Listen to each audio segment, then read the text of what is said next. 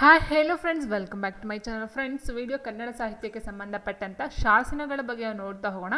ಶಾಸನಗಳು ಅಂತ ಹೇಳಿದಾಗ ಅಲ್ಲಿ ಬರ್ತಕ್ಕಂಥ ಮುಖ್ಯವಾಗಿ ನಮಗೆ ಹಲ್ಮಿಡಿ ಶಾಸನ ಮತ್ತು ಬಾದಾಮಿ ಕಪ್ಪೆ ಅರಬೆಟ್ಟನ ಶಾಸನ ಮತ್ತು ಶ್ರವಣ ಬೆಳಗೊಳ ಶಾಸನ ಮೂರು ಮುಖ್ಯವಾಗಿ ಬರ್ತಕ್ಕಂಥ. ಅದರ ಜೊತೆಗೆ ತುಂಬ ಶಾಸನಗಳು ಸಹ ಬರ್ತಾ ಹೋಗುತ್ತೆ. ಅದೆಲ್ಲ ಏನು ಎತ್ತ ಅಂತ ಯಾವಾಗ ಯಾರ ಕಾಲದಲ್ಲಿ ಬರ್ತಕ್ಕಂಥದ್ದು ಅಂತಕ್ಕಂಥದ್ದನ್ನ ನಾವು ನೋಡ್ತಾ ಹೋಗೋಣ. ಸೊ ಫಸ್ಟ್ಗೆ ನೋಡ್ತಾ ಹೋದರೆ ಕನ್ನಡ ಸಾಹಿತ್ಯಕ್ಕೆ ಸಂಬಂಧಪಟ್ಟಂತೆ ಭಾರತದ ಇತಿಹಾಸದ ಆರಂಭಿಕ ಹಂತದ ಬಹುತೇಕ ಶಾಸನಗಳು ಬ್ರಾಹ್ಮಿ ಲಿಪಿ ಮತ್ತು ಪ್ರಾಕೃತ ಭಾಷೆಯಲ್ಲಿ ಬರೆಯಲಾಗಿದೆ. ಇನ್ನೊಂದು ಪಾಯಿಂಟ್ ಏನು ಕೇಳ್ತಾರೆ, ಅಶೋಕನ ಒಂದು ಶಾಸನ ಏನಿದೆ, ಸೊ ಅವರು ಯಾವ ಒಂದು ಲಿಪಿಯಲ್ಲಿ ಕೆತ್ತನೆಯನ್ನು ಮಾಡಿದ್ದಾರೆ ಅಂತ ಲಾಸ್ಟ್ ಒಂದು ಕ್ವಶನ್ನ ಕೇಳಿದರು. ಆ್ಯಂಡ್ ಇಲ್ಲಿ ಕೊಟ್ಟಿರ್ತಕ್ಕಂಥ ಇದರಲ್ಲಿ ಭಾರತದ ಇತಿಹಾಸದ ಆರಂಭಿಕ ಹಂತದ ಬಹುತೇಕ ಶಾಸನಗಳು ರಚನೆ ಆಗಿರ್ತಕ್ಕಂಥದ್ದು ಬ್ರಾಹ್ಮಿ ಲಿಪಿ ಮತ್ತು ಪ್ರಾಕೃತ ಭಾಷೆಯಲ್ಲಿ ಬರೀತಕ್ಕಂಥದ್ದು ಆಗಿರುತ್ತೆ. ಆ್ಯಂಡ್ ನೆಕ್ಸ್ಟ್ ಎಲ್ಲ ಆಧುನಿಕ ಭಾಷೆಗಳಿಗೆ ಮೂಲ ಲಿಪಿಯಾದ ಬ್ರಾಹ್ಮಿ ಲಿಪಿಯಿಂದ ಕನ್ನಡ ಭಾಷೆಯ ಲಿಖಿತ ಲಿಪಿ ರೂಪಗಳನ್ನು ಪಡೆದುಕೊಳ್ಳಲಾಗಿದೆ. ಎಲ್ಲ ಭಾಷೆಯ ಲಿಖಿತ ಲಿಪಿ ರೂಪಗಳನ್ನು ಪಡೆದಿರ್ತಕ್ಕಂಥ ಒಂದು ಭಾಷೆ ಯಾವುದು ಅಂತ ಹೇಳಿದ್ರೆ ಬ್ರಾಹ್ಮಿ ಲಿಪಿಯಿಂದ ಪಡ್ಕೊಂಡಿರ್ತಕ್ಕಂಥದ್ದು ಆಗಿರುತ್ತೆ. ಆ್ಯಂಡ್ ನೆಕ್ಸ್ಟ್ ಕನ್ನಡದ ಪ್ರಾಚೀನ ಶಾಸನ ಯಾವುದು ಅಂತ ಕೇಳಿದರೆ ಇಲ್ಲಿ ಹಲ್ಮಿಡಿ ಶಾಸನ. ಸೊ ಅದಕ್ಕಿಂತ ಮುಂಚೆ ಇನ್ನೊಂದು ಬರುತ್ತೆ, ಯಾವುದಂತ ಹೇಳಿದ್ರೆ ತಾಳಗುಂದ ಶಾಸನ ಅಂತಕ್ಕಂಥದ್ದು ಸಹ ಇತ್ತೀಚೆಗೆ ಪತ್ತೆಯಾಗಿರ್ತಕ್ಕಂಥದ್ದು. ಆದರೆ ಕನ್ನಡದ ಪ್ರಾಚೀನ ಶಾಸನ ಯಾವುದು ಅಂತಂದರೆ ಹಲ್ಮಿಡಿ ಶಾಸನ ಅಂತಲೇ ಹೇಳ್ತಕ್ಕಂಥದ್ದು ಆಗಿರುತ್ತೆ. ಆ್ಯಂಡ್ ನೆಕ್ಸ್ಟ್ ಬಂದು ಹಲ್ಮಿಡಿ ಶಾಸನ ಅಂತಕ್ಕಂಥದ್ದು ಹಾಸನ ಜಿಲ್ಲೆಯ ಬೇಲೂರು ತಾಲೂಕಿನ ಹಲ್ಮಿಡಿಯಲ್ಲಿ ಸಿಕ್ಕಿರ್ತಕ್ಕಂಥ ಒಂದು ಶಾಸನ ಆಗಿರುತ್ತೆ. ಇದು ಕನ್ನಡದ ಮೊಟ್ಟ ಮೊದಲ ಶಾಸನ, ಹಲ್ಮಿಡಿ ಶಾಸನ ಆಗಿರುತ್ತೆ. ಇದು 450ರ ಒಂದು ಕ್ರಿಸ್ತಶಕ 450ರ ಆಸುಪಾಸಿನಲ್ಲಿ ಸಿಕ್ಕಿರ್ತಕ್ಕಂಥದ್ದು. ಅದು ತುಂಬ ಇಂಪಾರ್ಟೆಂಟು. ಆ್ಯಂಡ್ 1936ರಲ್ಲಿ ಮೈಸೂರು ರಾಜ್ಯದ ಪ್ರಾಚ್ಯ ಇಲಾಖೆ ನಿರ್ದೇಶಕರಾದ ಡಾಕ್ಟರ್ MH ಕೃಷ್ಣರವರು ಈ ಒಂದು ಹಲ್ಮಿಡಿ ಶಾಸನವನ್ನು ಪತ್ತೆ ಹಚ್ಚುತ್ತಾರೆ. 1936ರಲ್ಲಿ MH ಕೃಷ್ಣರವರು ಹಲ್ಮಿಡಿ ಶಾಸನವನ್ನು ಮೊಟ್ಟ ಮೊದಲ ಬಾರಿಗೆ ಪತ್ತೆ ಹಚ್ಚತಕ್ಕಂಥ ಕೆಲಸವನ್ನು ಮಾಡ್ತಾರೆ. ಈ ಒಂದು ಹಲ್ಮಿಡಿ ಶಾಸನ ಅಂತಕ್ಕಂಥದ್ದು ಸುಮಾರು ಕ್ರಿಸ್ತಶಕ 450ರ ಒಂದು ದಶಕಕ್ಕೆ ಸೇರಿರ್ತಕ್ಕಂಥ ಒಂದು ಶಾಸನ ಆಗಿರುತ್ತೆ. ಆ್ಯಂಡ್ ಇದು ಇರ್ತಕ್ಕಂಥದ್ದು ಗದ್ಯ ರೂಪದಲ್ಲಿರುವ ಒಂದು ಶಿಲಾಶಾಸನವಾಗಿರುತ್ತೆ. ಕೇಳ್ತಾರೆ ಇಲ್ಲಿ ಹಲ್ಮಿಡಿ ಶಾಸನ ಯಾರ ಒಂದು ಕಾಲದ್ದು, ಯಾರು ಕೆತ್ತನೆ ಮಾಡಿದ್ದು, ಯಾರು ಕಂಡಿಡ್ದಿದ್ದು, ಮತ್ತು ಅದು ಎಂತಹ ಶಾಸನ, ಈ ಥರ ಎಲ್ಲ ಕೇಳ್ತಾ ಹೋಗ್ತಾರೆ. ಇದೊಂದು ಗದ್ಯ ರೂಪದಲ್ಲಿ ಇರ್ತಕ್ಕಂಥ ಒಂದು ಶಿಲಾಶಾಸನ ಆಗಿರುತ್ತೆ. ಮತ್ತು ಇದು 16 ಸಾಲುಗಳನ್ನು ಹೊಂದಿದ್ದು ಮರಳು ಶಿಲ್ಪದ ಮೇಲೆ ಕೆತ್ತಲ್ಪಟ್ಟಿದೆ. ಸೊ ವೆರಿ ಇಂಪಾರ್ಟೆಂಟ್, ಎಷ್ಟು ಸಾಲುಗಳನ್ನು ಒಳಗೊಂಡಿದೆ ಅಂತ ಕ್ವಶನ್ ಸಹ ಬಂದಿದೆ. 16 ಸಾಲುಗಳನ್ನು ಹೊಂದಿದ್ದು ಮರಳು ಶಿಲ್ಪದ ಮೇಲೆ ಕೆತ್ತನೆಯನ್ನು ಮಾಡಿರ್ತಕ್ಕಂಥ ಒಂದು ಶಾಸನ ಇದಾಗಿರುತ್ತೆ. ಆ್ಯಂಡ್ ನೆಕ್ಸ್ಟ್ ಇದು ಹಳೆಗನ್ನಡ ಮತ್ತು ಬ್ರಾಹ್ಮಿ ಲಿಪಿಗಳನ್ನು ಹೋಲುವಂತಹ ಒಂದು ಕನ್ನಡ ಲಿಪಿಯಾಗಿದೆ. ಸೊ ಇದು ಬಂದು ಆಲ್ರೆಡಿ ಹೇಳಿದಾಗ ಇದು ಬ್ರಾಹ್ಮಿ ಲಿಪಿಯಲ್ಲಿ ಇರ್ತಕ್ಕಂಥದ್ದು ಆ್ಯಂಡ್ ಹಳೆಗನ್ನಡ ಸಹ ಇದರಲ್ಲಿ ಮಿಕ್ಸ್ ಆಗಿರ್ತಕ್ಕಂಥದ್ದು ಆಗಿರುತ್ತೆ. ಆ್ಯಂಡ್ ನೆಕ್ಸ್ಟು ಕದಂಬ ವಂಶದ ಕಾಕುತ್ಸವರ್ಮ ಬರೆಸಿದ ದತ್ತಿ ಶಾಸನ ಇದಾಗಿದೆ. Is very important. ಹಲ್ಮಿಡಿ ಶಾಸನ ಎಂತಹ ಶಾಸನ ಅಂತ ಕೇಳ್ತಾರೆ, ದತ್ತಿ, ದಾನ ಮತ್ತು ಈ ಥರ ಎಲ್ಲ ಬರ್ತಾ ಹೋಗುತ್ತೆ, ವೀರ ಶಾಸನ. ಸೊ ಈ ಥರ ಬರುತ್ತೆ. ಇದು ಬಂದು ಒಂದು ದತ್ತಿ ಶಾಸನ ಆಗಿರುತ್ತೆ. ಕದಂಬ ವಂಶದ ಕಾಕುತ್ಸವರ್ಮ ಬರೆಸಿದ ಒಂದು ದತ್ತಿ ಶಾಸನ ಬಂದು ಹಲ್ಮಿಡಿ ಶಾಸನ ಆಗಿರ್ತಕ್ಕಂಥದ್ದು. Very important. ಆ್ಯಂಡ್ ಶತ್ರು ರಾಜರ ಮೇಲೆ ಹೋರಾಡಿ ಗೆದ್ದಂತಹ ವಿಜಯ ಹರಸ ಎಂಬ ಯೋಧನಿಗೆ ಪಲ್ಮಡಿ ಮತ್ತು ಮೂವಳ್ಳಿಯನ್ನು ದತ್ತಿಯಾಗಿ ಬಿಟ್ಟಂಥ ರಾಜಾಜ್ಞೆಯನ್ನು ಈ ಶಾಸನವು ನಿರೂಪಿಸುತ್ತದೆ. ಸೊ ಇದೊಂದು ದಾನವಾಗಿ ಕೊಡ್ತಕ್ಕಂಥದ್ದು. ಏನಕ್ಕೋಸ್ಕರ, ಯೋಧನಿಗೆ ಒಂದು ಗೆಲುವಿಗೋಸ್ಕರ ಕೊಟ್ಟಿರ್ತಕ್ಕಂಥ ಒಂದು ದಾನ ಶಾಸನ ಈ ಒಂದು ಹಲ್ಮಿಡಿ ಶಾಸನ ಆಗಿರುತ್ತೆ. ಇದನ್ನು ಬರೆಸ್ತಕ್ಕಂಥವ್ರು ಕದಂಬ ವಂಶದ ಕಾಕುತ್ಸವರ್ಮನಾಗಿರ್ತಕ್ಕಂಥದ್ದು. Very important. ಆ್ಯಂಡ್ ನೆಕ್ಸ್ಟ್ ಬಂದು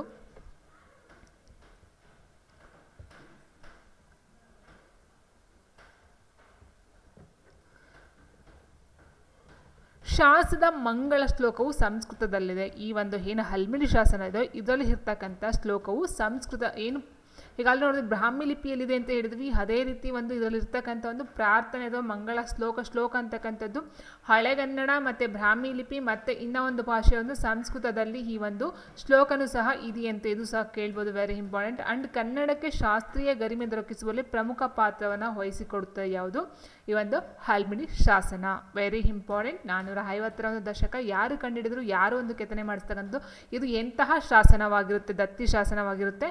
ಇದು ತುಂಬ ಇಂಪಾರ್ಟೆಂಟ್ ಆದಂಥ ಒಂದು ಮಾಹಿತಿ.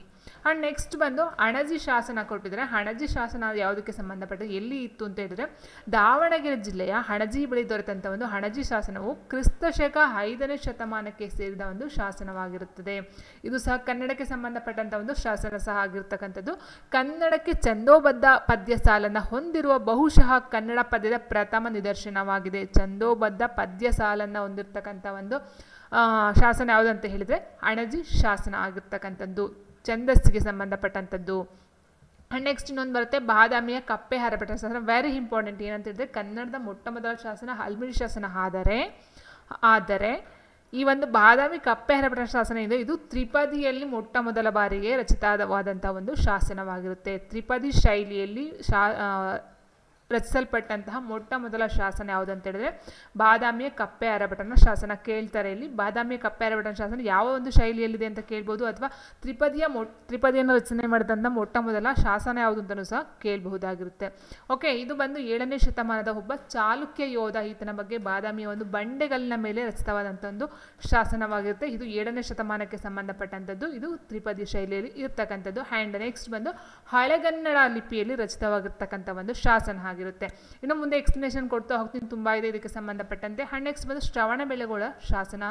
ಇದು ಬಂದು ಶ್ರವಣಬೆಳಗೊಳ ಶಾಸನವು ಯಾವುದಕ್ಕೆ ಸಂಬಂಧಪಟ್ಟಂತೆ ವೃತ್ತ ಛಂದಸ್ಸಿನಲ್ಲಿ ಬರೆದಿರ್ತಕ್ಕಂಥ ಒಂದು ಶಾಸನ.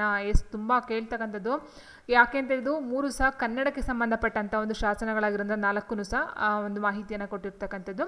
ಶ್ರವಣಬೆಳಗೊಳ ಶಾಸನ ಬಂದು ವೃತ್ತ ಛಂದಸ್ಸಿನಲ್ಲಿ ಇರ್ತಕ್ಕಂಥದ್ದು. ಈ ಶಾಸನದಲ್ಲಿ ನಯಸೇನನೆಂಬ ಜೈನ ಗುರುವನ್ನು ಹೊಗಳುವ ಪದ್ಯವಿದೆ. Very important. ನಯಸೇನನ ಬಗ್ಗೆ ಹೇಳಿರ್ತಕ್ಕಂಥ ಒಂದು ಶಾಸನ ಅಂತ ಹೇಳಿದ್ರೆ ಶ್ರವಣಬೆಳಗೊಳ ಶಾಸನ. ಇದು ಬಂದು ವೃತ್ತ ಛಂದಸ್ಸಿನಲ್ಲಿ ಇರ್ತಕ್ಕಂಥದ್ದು. ಬಾದಾಮಿ ಕಪ್ಪೆ ಅರಭಟನ ಶಾಸನ ಬಂದು ತ್ರಿಪದಿ ಶೈಲಿಯಲ್ಲಿ ರಚಿತವಾಗಿರ್ತಕ್ಕಂಥದ್ದು. ಹಲ್ಮಿಡಿ ಶಾಸನ ಬಂದು ಕನ್ನಡದ ಮೊಟ್ಟ ಮೊದಲ ಶಾಸನ ಆಗಿರುತ್ತೆ. ಆ್ಯಂಡ್ ನೆಕ್ಸ್ಟ್ ಬಂದು ಲಾಸ್ಟ್ ನೋಡಿದ್ವಿ ಅಲ್ವಾ, ಯಾವುದು ಅಣಜಿ ಶಾಸನ ಬಂದಿದ್ದೊಂದು ಛಂದೋಬದ್ಧ ಛಂದಸ್ಸಿಗೆ ಸಂಬಂಧಪಟ್ಟಂಥ ಒಂದು ಶಾಸನ ಆಗಿರ್ತಕ್ಕಂಥದ್ದು ಆಗಿರುತ್ತೆ.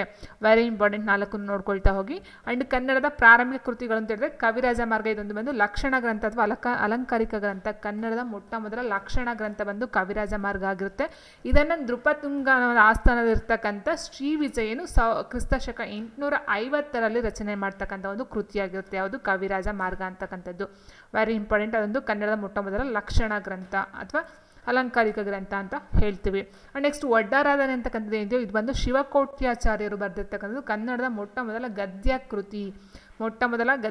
ಲಾಸ್ಟ್ ಈಗ ಕೇಳಿದ್ರು PDO HKನಲ್ಲಿ ಕೇಳಿರ್ತಕ್ಕಂಥದ್ದು. ಯಾವುದು ಕನ್ನಡದಲ್ಲಿ ಹಳೆಗನ್ನಡವನ್ನು ಬಳಸದೆ ಯಾವುದು ಗದ್ಯ ಕೃತಿಯಾಗಿದೆ ಅಂತ ಕೇಳೋದಕ್ಕೆ ಬದಲಾಗಿ ಅಲ್ಲಿ ಯಾವುದು ಪದ್ಯಗಳನ್ನೇ ಬಳಸದೆ ಅಚ್ಚ ಕನ್ನಡ ಸಂಸ್ಕೃತವನ್ನು ಬಳಸದೆ ಅಚ್ಚ ಕನ್ನಡದಲ್ಲಿ ಬರೆದಿರ್ತಕ್ಕಂಥ ಒಂದು ಕೃತಿ ಅಂತ ಕೇಳಿದರು, ಗದ್ಯ ಕೃತಿ ಅಂತ ಕೇಳಿದರು. ಒಡ್ಡಾರಾಧನೆ ಅಂತಕ್ಕಂಥದ್ದು ಗದ್ಯ ಕೃತಿ. ಅಲ್ಲಿ ಏನು ಮಾಡ್ತಾರೆ, ಅಲ್ಲಿ ಹಳೆಗನ್ನಡ ಸಂಸ್ಕೃತ ಪದಗಳನ್ನು ಬಳಸ್ತಾ ಇರ್ತಕ್ಕಂಥದ್ದು. ಸಂಸ್ಕೃತ ಪದವನ್ನು ಬಳಸದೆ ಕನ್ನಡದ ಪದಗಳನ್ನು ಬಳಸಿಕೊಂಡು ಮಾಡಿರ್ತಕ್ಕಂಥ ಒಂದು ಮೊಟ್ಟ ಮೊದಲ ಗದ್ಯ ಕೃತಿ ಯಾವುದು ಅಂತ ಕೇಳಿದರು. ಒಡ್ಡಾರಾಧನೆ ಬಂದು ಶಿವಕೋಟ್ಯಾಚಾರ್ಯರು ರಚನೆ ಮಾಡಿರ್ತಕ್ಕಂಥದ್ದು. ಅಲ್ಲಿ ಸಂಸ್ಕೃತವನ್ನು ಬಳಕೆಯನ್ನು ಮಾಡಿಲ್ಲ, ಕನ್ನಡದಲ್ಲೇ ಬರೆದಿರ್ತಕ್ಕಂಥ ಒಂದು ಗದ್ಯ ಕೃತಿಯಾಗಿರುತ್ತೆ ಕನ್ನಡದ್ದು.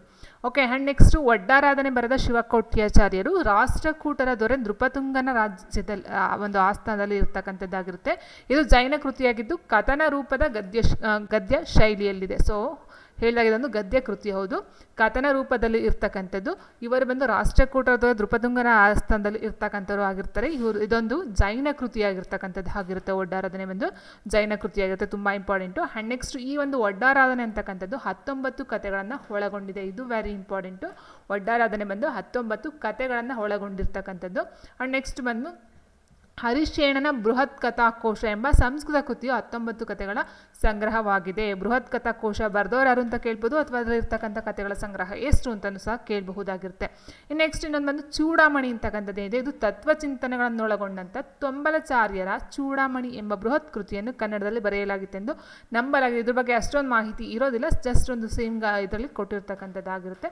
ಮೇಯ್ನಾಗಿ ಒಡ್ಡಾರಾಧನೆ ಮತ್ತು ನೃಪತುಂಗ. ಸೊ ಆನ್ಸರ್ಸ್ಗಳು ನಮಗೆ ಗೊತ್ತಿರೋದಕ್ಕಿಂತ ಹೆಚ್ಚಾಗಿ ಒಂದು ನಾವು ಇಂಪಾರ್ಟೆಂಟ್ ಅಲ್ಲ ಅಂತ ಅಂದ್ಕೊಂಡಿರ್ತೀವಿ. ಸೊ ಅದ್ರ ಮೇಲೆ ಬೇಸಿಸ್ ಮೇಲೆ ಕ್ವಶನ್ಸ್ಗಳನ್ನ ತುಂಬ ಈಸಿಯಲ್ಲಿ ನಮಗೆ ಕನ್ಫ್ಯೂಷನ್ ಮಾಡ್ತಕ್ಕಂಥ ಒಂದು ರೀತಿಯಲ್ಲಿ ಕ್ವಶನ್ಸ್ಗಳನ್ನ ಕೊಡ್ತಾ ಹೋಗ್ತಾರೆ. ಸೊ ಹಾಗಾಗಿ ನೀವು ಸ್ವಲ್ಪ ಹುಷಾರಾಗಿ ಎಲ್ಲ ಪಾಯಿಂಟ್ಗಳನ್ನ ನೀಟಾಗಿ ನೋಡ್ಕೊಳ್ತಕ್ಕಂಥ ತುಂಬ ಒಳ್ಳೆಯದಾಗಿರ್ತಕ್ಕಂಥದ್ದು. ಆ್ಯಂಡ್ ನೆಕ್ಸ್ಟ್ ನಾನು ನೋಡ್ತಾ ಇದ್ದರೆ ಕಂಪ್ಲೀಟ್ ಮಾಹಿತಿ ಅಂತ ನೋಡ್ತಾ ಹೋದರೆ ಶಾಸನಗಳ ಬಗ್ಗೆ ನೋಡಿ. ಕನ್ನಡದ ಪ್ರಮುಖ ಶಾಸನಗಳು ಬಂದು ಶಾಸನಗಳು ಹಿಂದೆ ನಡೆದಂತಹ ಒಂದು ಇತಿಹಾಸವನ್ನು ಅಥವಾ ಚರಿತ್ರೆಯನ್ನು ತಿಳಿಯಲು ಸಹಾಯವನ್ನು ಮಾಡ್ತಕ್ಕಂಥ ಪ್ರಮುಖ ದಾಖಲೆಗಳು ಅಂತ ಹೇಳಬಹುದಾಗಿರುತ್ತೆ. ಶಾಸನ ಎಂಬ ಪದವು ಸಂಸ್ಕೃತದ ಶಾಸ್ ಧಾತುವಿನಿಂದ ಹುಟ್ಟಿದ್ದಾದರೂ ಇದರ ಮೂಲ ಅರ್ಥ ಅಂತ ಹೇಳಿದ್ರೆ ಅಪ್ಪಣೆ ಮಾಡು ಅಥವಾ ಘೋಷಣೆಯನ್ನು ಹೊರಡಿಸು ಅಂತಕ್ಕಂಥ ಒಂದು ಅರ್ಥವನ್ನು ಈ ಒಂದು ಶಾಸ್ ಅಂತಕ್ಕಂಥ ಪದ ಹೊಂದಿರತಕ್ಕಂಥದ್ದು ಆಗಿರುತ್ತೆ. ಆ್ಯಂಡ್ ನೆಕ್ಸ್ಟ್ ಭಾರತದಲ್ಲಿ ಸಿಕ್ಕಂಥ ಶಾಸನಗಳು ಅತಿ ಪ್ರಾಚೀನ ಶಾಸನಗಳೆಂದರೆ ಅಶೋಕನ ಶಾಸನಗಳು. ಅವು ಬ್ರಾಹ್ಮಿ ಲಿಪಿಯಲ್ಲಿ ಬರೆಯಲ್ಪಟ್ಟಿವೆ ಅಂತ ನಮ್ಗೆ ಆಲ್ರೆಡಿ ಈಗ ಗೊತ್ತಾಗಿದೆ. ಓಕೆ, ಆ್ಯಂಡ್ ನೆಕ್ಸ್ಟ್ ನಾವು ನೋಡ್ತಾ ಹೋದರೆ ಬ್ರಾಹ್ಮಿ ಲಿಪಿಯನ್ನು ಮೊಟ್ಟ ಮೊದಲು ಓದಿದವರು ಯಾರು ಅಂತಂದರೆ ಜೇಮ್ಸ್ ಪ್ರಿನ್ಸಸ್ ಅಂತಕ್ಕಂಥವ್ರು ಬಂಗಾಳದ ಸ್ಥಾಪನೆಗೊಂಡ ಏಸಿಯಾಟಿಕ್ ಸಂಸ್ಥೆಯ ವಿದ್ವಾಂಸರು ಮೊದಲು ಈ ಒಂದು ಬ್ರಾಹ್ಮಿ ಲಿಪಿಯನ್ನು ಓದ್ತಕ್ಕಂಥದ್ದು ಆಗಿರುತ್ತಂತೆ. ಸೊ ನೀವೇನು ಹೇಳ್ಬಹುದು, ಸೊ ಮ್ಯಾಮ್ ಇಲ್ಲಿ ಅಶೋಕ ಇದರಲ್ಲಿ ಯಾವುದರಲ್ಲಿ ಇದರಲ್ಲಿ ಬಂದು ನಾವೇನಂತ ಹೇಳಿದ್ವಿ, ಎಚ್ ಕೃಷ್ಣರವರು ಅಂತ ಹೇಳಿದ್ವಿ. ಯಾವುದನ್ನ ಹಲ್ಮಿಡಿ ಶಾಸನ ಓದಿದವರು ಎಚ್ ಕೃಷ್ಣರವರು. ಅದು ಇಲ್ಲಿ ಕೊಟ್ಟಿರ್ತಕ್ಕಂಥದ್ದು ಬ್ರಾಹ್ಮಿ ಲಿಪಿಯನ್ನು ಓದಿರ್ತಕ್ಕಂಥವ್ರು ಮೊಟ್ಟ ಮೊದಲ ಬಾರಿಗೆ ಜೇಮ್ಸ್ ಪ್ರಿನ್ಸಸ್ ರವರು. ಓಕೆ, ಆ್ಯಂಡ್ ನೆಕ್ಸ್ಟ್ ಬಂದು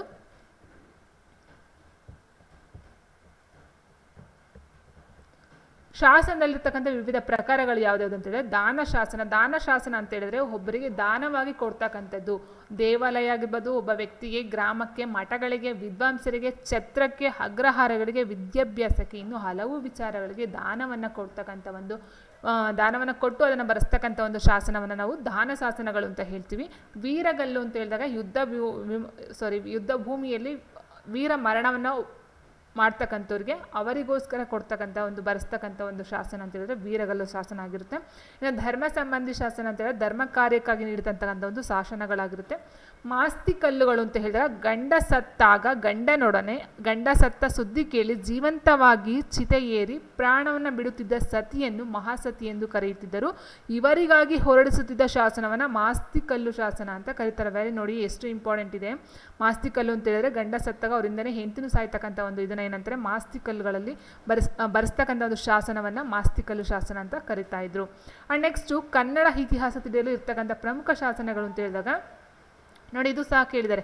ಇಜಿಲಾ ಅಂತಕ್ಕಂಥ ಕನ್ನಡ ಮೊಟ್ಟ ಮೊದಲ ಪದ ಯಾವುದು ಅಂತ ಕೇಳಿದರೆ, ಅದನ್ನು ಕನ್ನಡವೆಂದು ತಿಳಿಸ್ತಕ್ಕಂಥ ವ್ಯಕ್ತಿ ಯಾರು ಅಂತಲೂ ಸಹ ಕೇಳಿದ್ದಾರೆ. ಅಂಡ್ ಯಾವ ಒಂದು ಶಾಸನದಲ್ಲಿ ಕಂಡು ಬರುತ್ತೆ ಇಜಿಲಾ ಅಂತಕ್ಕಂಥ 3 ಕ್ವಶನ್ಸ್ ರೈಸ್ ಆಗಿದೆ ಇಜಿಲಾ ಪದದ ಮೇಲೆ. ಕನ್ನಡದ ಮೊಟ್ಟ ಮೊದಲ ಪದ ಯಾವುದು, ಅದು ಯಾವ ಒಂದು ಶಾಸನದಲ್ಲಿ ಕಂಡು ಬರುತ್ತೆ, ಮತ್ತು ಅದು ಕನ್ನಡದ ಪದ ಅಂತ ತಿಳಿಸ್ತೋರು ಯಾರು, 3 ಕ್ವಶನ್ ಈ ಒಂದು ಇಜಿಲಾ ಪದದ ಮೇಲೆ ರೈಸ್ ಆಗಿರ್ತಕ್ಕಂಥದ್ದು.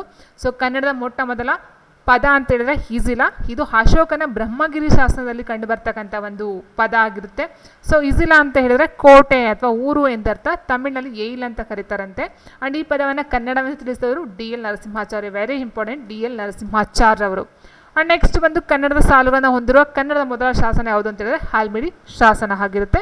ಸೊ ಆಲ್ರೆಡಿ ನಾವು ನೋಡ್ತಾ ಹೋದಾಗೆ ಕ್ರಿಸ್ತಶಕ 450ರಲ್ಲಿ HM ಕೃಷ್ಣರವರು ಈ ಒಂದು ಇದನ್ನು ಹೇಳ್ತಕ್ಕಂಥದ್ದು, ಅದನ್ನು ಬರೆಸ್ತಕ್ಕಂಥವ್ರು ಕಾಕುತ್ಸವರ್ಮ ಅಂತ ಆಲ್ರೆಡಿ ನಾವು ನೋಡ್ತಾ ಹೋದ್ವಿ ಅಲ್ವಾ. ಸೊ ಇನ್ನು 7ನೇ ಶತಮಾನದ ಬಾದಾಮಿ ಅಥವಾ ಕಪ್ಪೆ ಅರಬ್ಬನ ಶಾಸನ, ಇದು ಬಂದು ತ್ರಿಪದಿಯಲ್ಲಿ ರಚನೆಗೊಂಡಂಥ ಮೊಟ್ಟ ಮೊದಲ ಶಾಸನ ಅಂತ ಸಹ ನಾವು ನೋಡ್ತಾ ಹೋದ್ವಿ. ಸೊ ನೆಕ್ಸ್ಟ್ ಕ್ವಶನ್ಸ್ಗಳು ಬಂದಿದೆ ನೋಡಿ, ಬೇರೆ ಒಂದು ಎಕ್ಸಾಮ್ಗಳಲ್ಲಿ ಕೊಟ್ಟಿರ್ತಕ್ಕಂಥ ಕ್ವಶನ್ಸ್ಗಳು. ಐಹೊಳೆ ಶಾಸನವು ಕನ್ನಡದ ಪ್ರಾಚೀನ ಶಾಸನವಾಗಿದೆ. ಸೊ ಅಂದರೆ ಐಹೊಳೆ ಶಾಸನವು ಕನ್ನಡದ ಪ್ರಾಚೀನ ಶಾಸನವಾಗಿದೆ ಅಂತ ಕೊಟ್ಟಿದ್ದಾರೆ. ಆದರೆ ಐಹೊಳೆ ಶಾಸನ ಅಲ್ಲ, ಹಲ್ಮಿಡಿ ಶಾಸನವು ಕನ್ನಡದ ಪ್ರಾಚೀನ ಶಾಸನವಾಗಿದೆ ಅಂತಕ್ಕಂಥದ್ದು. ಐಹೊಳೆ ಅಲ್ಲ, ಹಲ್ಮಿಡಿ ಶಾಸನ. ನೆಕ್ಸ್ಟ್ 2ನೇ ಕ್ವಶನ್ ಏನು ಕೊಟ್ಟಿದ್ದಾರೆ, ಡ್ಯಾಶ್ ಶಾಸನವು ಕನ್ನಡದ ಮೊದಲ ಶಾಸನ ಅಂತ ಕೇಳಿದರೆ ಹಲ್ಮಿಡಿ ಶಾಸನವು ಕನ್ನಡದ ಮೊದಲ ಶಾಸನವಾಗಿದೆ. ನೆಕ್ಸ್ಟು ಕಾರ್ನವಾಲಿಸ್ ಕನ್ನಡ ಶಾಸನ ಸಂಪುಟಗಳನ್ನು ಹೊರತಂದಿದ್ದಾರೆ. ಹೊರತಂದಿದ್ದಾರೆ ಅಂತ ಕೊಟ್ಟಿದ್ದಾರೆ. ಆದರೆ ಕನ್ನಡ ಶಾಸನ ಸಂಪುಟಗಳನ್ನು ಹೊರತಂದಿದ್ದು ಕಾರ್ನವಾಲಿಸ್ ಅಲ್ಲ, BL ರೈಸ್ ರವರು. ನೆಕ್ಸ್ಟ್ 4ನೇ ಕ್ವಶನ್ ಈ ರೀತಿ ಇದೆ, ಕನ್ನಡದ ಮೊಟ್ಟ ಮೊದಲ ತ್ರಿಪದಿ ಜಿನವಲ್ಲಭನ ಶಾಸನದಲ್ಲಿ ಸಿಗುತ್ತದೆ ಅಂತ ಕೊಟ್ಟಿದ್ದಾರೆ. ಕನ್ನಡದ ಮೊಟ್ಟ ಮೊದಲ ತ್ರಿಪದಿ ಶಾಸನ ಅಂತ ಹೇಳಿ ನಾವು ಈಗ ಆಲ್ರೆಡಿ ನೋಡಿದ್ವಿ, ಕಪ್ಪೆ ಅರಪಟನ ಶಾಸನ ಅಥವಾ ಬಾದಾಮಿ ಶಾಸನ ಅಂತಕ್ಕಂಥದ್ರಲ್ಲಿ ಈ ಒಂದು ತ್ರಿಪದಿ ಅಂತಕ್ಕಂಥದ್ದು ಕಂಡು ಬರ್ತಕ್ಕಂಥದ್ದಾಗಿರುತ್ತೆ. ನೆಕ್ಸ್ಟ್ ಹಲ್ಮಿಡಿ ಶಾಸನ ಹಳಗನ್ನಡ ಭಾಷಾ ರೂಪದಲ್ಲಿದೆ ಅಂತ ಕೊಟ್ಟಿದ್ದಾರೆ. ಹಲ್ಮಿಡಿ ಶಾಸನ ಅಂತಕ್ಕಂಥದ್ದು ಹಳಗನ್ನಡ ಅಲ್ಲ, ಪೂರ್ವದ ಹಳೆಗನ್ನಡ. ಯಾಕಂದರೆ ಕ್ರಿಸ್ತಶಕ 450ರ ಒಂದು ಆಸುಪಾಸಿನಲ್ಲಿ ಬರ್ತಕ್ಕಂಥ ಒಂದು ಶಾಸನ ಇದು ಪೂರ್ವ ಹಳೆಗನ್ನಡದ ಒಂದು ಭಾಷಾ ರೂಪದಲ್ಲಿ ಕಂಡು ಬರ್ತಕ್ಕಂಥದ್ದು ಆಗಿರುತ್ತೆ. ಅಂಡ್ ನೆಕ್ಸ್ಟ್ ಕ್ವಶನ್ ಕೊಟ್ಟಿದ್ದಾರೆ ನೋಡಿ, FDA ಪರೀಕ್ಷೆಯಲ್ಲಿ ಕೇಳಿರ್ತಕ್ಕಂಥದ್ದು, ಕರ್ನಾಟಕದಲ್ಲಿ ದೊರೆತ ಅಶೋಕನ ಮಸ್ಕಿ ಶಾಸನವು ಡ್ಯಾಶ್ ಲಿಪಿಯಲ್ಲಿ ಬರೆಯಲಾಗಿದೆ. ಕರ್ನಾಟಕದಲ್ಲಿ ದೊರೆತ ಅಶೋಕನ ಮಸ್ಕಿ ಶಾಸನ ಬ್ರಾಹ್ಮಿ ಲಿಪಿಯಲ್ಲಿ ಸಿಕ್ಕಿರ್ತಕ್ಕಂಥದ್ದಾಗಿರುತ್ತೆ. ಅಂಡ್ ನೆಕ್ಸ್ಟ್ ಬಂದು ಸುರಚಾಪಾಂಬೋಲೋ ವಿದ್ಯುಲ್ಲತೆಯೋ ಎಂಬುಕ್ತಿ ಈ ಶಾಸನದಲ್ಲಿ ಕಾಣಬಹುದು ಅಂತ ಕೇಳಿದರೆ ಯಾವ ಒಂದು ಶಾಸನ ಅಂತ ಹೇಳಿದ್ರೆ ಹಲ್ಮಿಡಿ ಶಾಸನದಲ್ಲಿ ಕಂಡು ಬರ್ತಕ್ಕಂಥ ಒಂದು ಸಾಲುಗಳಾಗಿರುತ್ತೆ. ಇನ್ನು ಕಪ್ಪೆ ಅರಪಟನ ಶಾಸನದ ಕಾಲ ಎಷ್ಟು ಅಂದರೆ ಕ್ರಿಸ್ತಶಕ 7ನೇ ಶತಮಾನ ಅಂತ ನೋಡಿದ್ವಿ. ಸೊ ಕ್ರಿಸ್ತಶಕ 700ರ ಒಂದು ಟೈಮಲ್ಲಿ ಕಪ್ಪೆ ಅರಪಟನ ಶಾಸನ ತ್ರಿಪದಿಯಲ್ಲಿ ಕಂಡು ಬರ್ತಕ್ಕಂಥ ಒಂದು ಶಾಸನ ಆಗಿರುತ್ತೆ. ನೆಕ್ಸ್ಟ್ ಪಂಪನಿಗೆ ಸಂಬಂಧಿಸಿದ ಶಾಸನ ಯಾವುದು ಅಂತ ಕೇಳಿದರೆ ಪಂಪನಿಗೆ ಸಂಬಂಧಿಸಿದ ಶಾಸನ ಬಂದು ಕುರ್ಕ್ಯಾಲ ಶಾಸನ ಅಂತಕ್ಕಂಥದ್ದಾಗಿರುತ್ತೆ. ಹಲ್ಮಿಡಿ ಶಾಸನದ ಕಾಲ ಯಾವುದು ಅಂತ ಹೇಳಿದ್ರೆ ಕ್ರಿಸ್ತಶಕ 450 ಕಾಕುತ್ಸವರ್ಮ ಬರೆಸಿರ್ತಕ್ಕಂಥದ್ದು. ನೆಕ್ಸ್ಟ್ ಬಂದು ಕನ್ನಡದ ಶಾಸನಗಳನ್ನು ಸಂಗ್ರಹಿಸಿ ಪ್ರಕಟಿಸಿದ ಕೀರ್ತಿ ಇವರಿಗೆ ಸಲ್ಲುತ್ತದೆ. ಕನ್ನಡದ ಶಾಸನಗಳನ್ನು ಸಂಗ್ರಹಿಸಿ ಪ್ರಕಟಿಸಿದ ಕೀರ್ತಿ ಇವರಿಗೆ ಸಲ್ಲುತ್ತದೆ ಅಂತ ಹೇಳಿದ್ರೆ ಎಂ ಚಿದಾನಂದ ಮೂರ್ತಿಯವರಾಗಿರ್ತಾರೆ. ನೆಕ್ಸ್ಟ್ ಬಾದಿಪ್ಪ ಕಲಿಗೆ ಕಲಿಯು ವಿಪರೀತನ್ ಈ ಸಾಲು ಇಲ್ಲಿಯ ಶಾಸನದಲ್ಲಿ ಇದೆ ಅಂತ ಕೇಳಿದ್ರೆ ಇದು ಬಂದು ಬಾದಾಮಿ ಶಾಸನದಲ್ಲಿ ಕಂಡು ಬರ್ತಕ್ಕಂಥ ಒಂದು ತ್ರಿಪದಿಯ ಸಾಲು ಅಂತಲೇ ಹೇಳಬಹುದಾಗಿರುತ್ತೆ. ಕ್ರಿಸ್ತಶಕ ಸುಮಾರು 450ರಲ್ಲಿ ರಚಿತವಾದ ಶಾಸನ ಯಾವುದು ಅಂತ ಹೇಳಿದ್ರೆ ಹಾಲ್ಮಿಡಿ ಶಾಸನ. ಹೌದಲ್ವಾ? ಸೊ ಇವೆಲ್ಲ ಕ್ವಶನ್ ಬಂದಿರತಕ್ಕಂಥದ್ದು ಎಕ್ಸಾಮ್ಸಲ್ಲಿ. ಆ್ಯಂಡ್ ಕ್ರಿಸ್ತಶಕ ತಮಟಕಲ್ಲು ಶಾಸನದ ಕಾಲ ಎಷ್ಟು ಅಂತ ಕೇಳಿದರೆ ಕ್ರಿಸ್ತಶಕ 500ರ ಒಂದು ಟೈಮಲ್ಲಿ ಈ ಒಂದು ತಮಟಕಲ್ಲು ಶಾಸನ ಅಂತಕ್ಕಂಥದ್ದು ಕಂಡು ಬರುತ್ತೆ. ನೆಕ್ಸ್ಟ್ ಹೇಳ್ತಾ ಹೋಗ್ತೀನಿ, ಅದ್ರ ಬಗ್ಗೆ ಇನ್ಫಾರ್ಮೇಷನ್ ಕೊಡ್ತೀನಿ ನಾನು. ಕನ್ನಡದ ಮೊದಲ ತ್ರಿಪದಿ ಶಾಸನ ಬಾದಾಮಿ ಶಾಸನ ಅಥವಾ ಕಪ್ಪೆ ಅರಭಟನ ಶಾಸನ ಆಗಿರುತ್ತೆ. ನೆಕ್ಸ್ಟ್ ಕಪ್ಪೆ ಅರಭಟನ ಶಾಸನ ಯಾವ ಊರಿನಲ್ಲಿದೆ ಅಂತ ಕೇಳಿದರೆ ಬಾದಾಮಿಯಲ್ಲಿ ಕಂಡು ಬರ್ತಕ್ಕಂಥದ್ದಾಗಿರುತ್ತೆ. ಅದು ಬಾದಾಮಿ ಶಾಸನ ಕಂಡು ಬರ್ತಕ್ಕಂಥದ್ದು. ನೆಕ್ಸ್ಟ್ ಕನ್ನಡದ ಮೊದಲ ತ್ರಿಪದಿ ಶಾಸನ ಬಂದು ಬಾದಾಮಿ ಶಾಸನ ಆಗಿರುತ್ತೆ. ಇದು ಕನ್ನಡದ ಮೊದಲ ಕಾವ್ಯಾತ್ಮಕ ಶಾಸನ ಅಂತ ಕೇಳಿದ್ರೆ ಕಾವ್ಯಾತ್ಮಕ ಶಾಸನ ಯಾವುದು? ಬಾದಾಮಿ ಶಾಸನ ಆಗಿರುತ್ತೆ. ನೆಕ್ಸ್ಟ್ ಇಜಿಲ ಪದ ಪ್ರಯೋಗವು ಈ ಶಾಸನದಲ್ಲಿದೆ, ಬ್ರಹ್ಮಗಿರಿ ಶಾಸನ. ಸೊ ಫಸ್ಟ್ ನೋಡಿದ್ವಿ ಅಲ್ವಾ, ಬ್ರಹ್ಮಗಿರಿ ಶಾಸನದಲ್ಲಿ ಕಂಡು ಬರ್ತಕ್ಕಂಥದ್ದು ಇಜಿಲ ಅಂತಕ್ಕಂಥ ಒಂದು ಪದ. ಇಜಿಲ ಅಂತ ಹೇಳಿದ್ರೆ ಕೋಟೆ ಅಥವಾ ಗ್ರಾಮ ಅಂತಕ್ಕಂಥ ಒಂದು ಬರುತ್ತೆ, ಊರು ಅಂತಕ್ಕಂಥದ್ದು. ಆ್ಯಂಡ್ ನೆಕ್ಸ್ಟ್ ಕಾಕುತ್ಸವರ್ಮನ ಹಾಲ್ಮಿಡಿ ಶಾಸನ ಕ್ರಿಸ್ತಶಕ 450ರಲ್ಲಿ ಓದಿಸ್ತಕ್ಕಂಥದ್ದು. ಸೊ ಈಗ ನಾವು ಇನ್ಫಾರ್ಮೇಷನ್ ನೋಡ್ತಾ ಹೋಗೋಣ.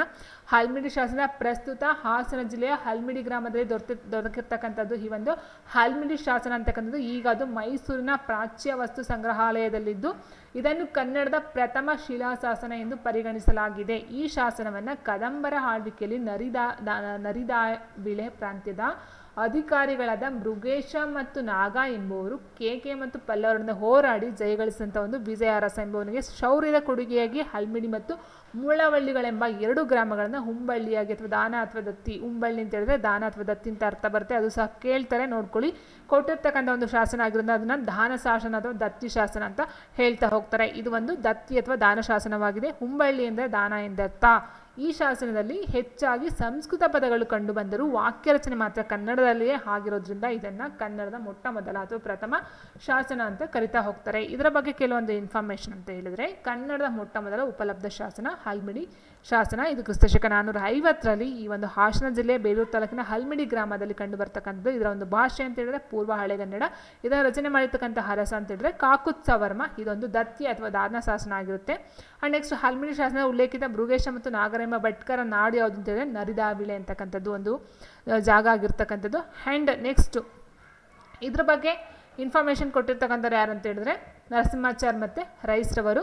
ಆ್ಯಂಡ್ ನೆಕ್ಸ್ಟ್ ಹಲ್ಮಿಡಿ ಶಾಸನದ ಮೇಲೆ ಪ್ರಭಾವ ಬೀರುವ ಅನ್ಯ ಭಾಷೆ ಸಂಸ್ಕೃತ. ಆಲ್ರೆಡಿ ಹೇಳಿದಾಗ ನಾನು ಅಲ್ಲಿ ಬರ್ತಕ್ಕಂಥ ಶ್ಲೋಕವನ್ನು ಸಂಸ್ಕೃತದಿಂದ ರಚನೆಯನ್ನು ಮಾಡಿರ್ತಕ್ಕಂಥದ್ದು ಆಗಿರುತ್ತೆ. ಶಾಸನದಲ್ಲಿ ಕಂಡುಬರೋ ಸಮಾಸದ ಉದಾಹರಣೆ ವೆರಿ ಇಂಪಾರ್ಟೆಂಟು. ಹಲ್ಮಿಡಿ ಶಾಸನದಲ್ಲಿ ಕಂಡು ಬರ್ತಕ್ಕಂಥ ಯಾವ ಒಂದು ಶಾಸನದ ಬಗ್ಗೆ ಹೇಳ್ತಾರೆ ಅಂತ ಹೇಳಿದ್ರೆ ಪೆತ್ತ ಜಯನ್ ಅಂತಕ್ಕಂಥ ಒಂದು ಶಾಸನ ಅಲ್ಲಿ ಕಂಡು ಬರುತ್ತೆ. ಸಮಾಸ ಅಂತಕ್ಕಂಥದ್ದು. ಓಕೆ, ಇದು ತುಂಬ ಇಂಪಾರ್ಟೆಂಟು. ನೆಕ್ಸ್ಟ್ ಪೊಗಳೆ ಪಟ್ಟಣ ಎಂಬುದು ಕರ್ಮಿಣಿ ರೂಪ. So very important. ಗ್ರಾಮರ್ಗೆ ವ್ಯಾಕರಣಕ್ಕೆ ಸಂಬಂಧಪಟ್ಟಂಥ ಒಂದು ಸಮಾಸ ಮತ್ತು ಕರ್ಮಿಣಿ ರೂಪಕ್ಕೆ ಸಂಬಂಧಪಟ್ಟಂಥ ಪದಗಳು ಯಾವ ಒಂದು ಶಾಸನದಲ್ಲಿ ಕಂಡು ಬರುತ್ತೆ ಅಂತ ಕೇಳ್ಬೋದು. ಮತ್ತು ಹಲ್ಮಿಡಿ ಶಾಸನದಲ್ಲಿ ಕಂಡು ಬರ್ತಕ್ಕಂಥ ಸಮಾಸ ಮತ್ತು ಕರ್ಮಿಣಿ ರೂಪ ಯಾವುದು ಅಂತಲೂ ಸಹ ಕೇಳಬಹುದಾಗಿರುತ್ತೆ. ನೆಕ್ಸ್ಟ್ ಶಾಸನದ ಮೊದಲ 2 ಸಾಲುಗಳಲ್ಲಿ ಕಂಡುಬರುವ ಸ್ತುತಿ ಅಂದರೆ ವಿಷ್ಣು ಸ್ತುತಿ. ಸೊ ಆಲ್ರೆಡಿ ಹೇಳಿದಾಗೆ ಪ್ರಾರ್ಥನೆ ಏನಿದೆಯೋ ಶ್ಲೋಕ ಏನಿದೆಯೋ ಸಂಸ್ಕೃತದಲ್ಲಿ ರಚನೆ ಆಗಿರ್ತಕ್ಕಂಥದ್ದು. ಅದು ಬಂದು ವಿಷ್ಣುವಿಗೆ ಸಂಬಂಧಪಟ್ಟಂಥ ಒಂದು 2 ಸಾಲುಗಳಲ್ಲಿ ಬರ್ತಕ್ಕಂಥದ್ದು ಆಗಿರುತ್ತೆ. ಆ್ಯಂಡ್ ನೆಕ್ಸ್ಟು ಕುರುಂಬಿಡಿ ಎಂದರೆ ಸಣ್ಣ ದಾನ ಅಂತ ಅರ್ಥ ಅಂತೆ. ನೆಕ್ಸ್ಟ್ ಶಾಸನದ ವಸ್ತು 3 ದಾನಗಳಲ್ಲಿ ಉಲ್ಲೇಖ ಆಗಿರುತ್ತೆ. ಹಲ್ಮಿಡಿ ಮುಳವಳ್ಳಿ ಗ್ರಾಮ ಹುಂಬಳ್ಳಿಯಾಗಿ ಕೊಟ್ಟಿದ್ದು ವಿಜ ಅರಸನಿಗೆ. ಆ್ಯಂಡ್ ನೆಕ್ಸ್ಟ್ ವೆರಿ ಇಂಪಾರ್ಟೆಂಟು, ಈ ಒಂದು ಶಾಸನದಲ್ಲಿ ಕಂಡು ಬರ್ತಕ್ಕಂಥ ಸಾಲುಗಳು 16 ಸಾಲುಗಳು. ಈಗ ಈ ಒಂದು ಶಾಸನ ಇರ್ತಕ್ಕಂಥದ್ದು ಮೈಸೂರು ಪ್ರಾಚ್ಯ ವಸ್ತು ಸಂಗ್ರಹಾಲಯದಲ್ಲಿ ಇಟ್ಟಿದ್ದಾರೆ. ಸಿಕ್ಕಿರ್ತಕ್ಕಂಥದ್ದು ಹಲ್ಮಿಡಿಯಲ್ಲಾದರೂ ಸಹ ಅದನ್ನು ಇಟ್ಟಿರ್ತಕ್ಕಂಥದ್ದು ಮೈಸೂರು ಪ್ರಾಚ್ಯ ವಸ್ತು ಸಂಗ್ರಹಾಲಯದಲ್ಲಿ ಆಗಿರುತ್ತೆ. ಇನ್ನು ನೆಕ್ಸ್ಟು ಬಾದಾಮಿ ಶಾಸನ ಅಥವಾ ಬಾದಾಮಿಯ ಕಪ್ಪೆ ಅರಭಟನ ಶಾಸನ. ಇದು ಬಂದು ಈ ಒಂದು ಪ್ರಶಸ್ತಿ ಶಾಸನ ವೆರಿ ಇಂಪಾರ್ಟೆಂಟು. ಬಾದಾಮಿ ಶಾಸನ ಅಂತಕ್ಕಂಥ ಒಂದು ಪ್ರಶಸ್ತಿ ಶಾಸನ ಆಗಿರುತ್ತೆ. ಕ್ರಿಸ್ತಶಕ 700ರ ಅವಧಿಯಲ್ಲಿ ಆಗಿರ್ತಕ್ಕಂಥ 7ರ ದಶಕದಲ್ಲಿ. ಆ್ಯಂಡ್ ನೆಕ್ಸ್ಟ್ ಇದು ಬಂದು ಕನ್ನಡದ ಮೊಟ್ಟ ಮೊದಲ ತ್ರಿಪದಿಗಳ ರಚನೆ ಆಗಿರ್ತಕ್ಕಂಥ ಒಂದು ಶಾಸನ ಆಗಿರುತ್ತೆ.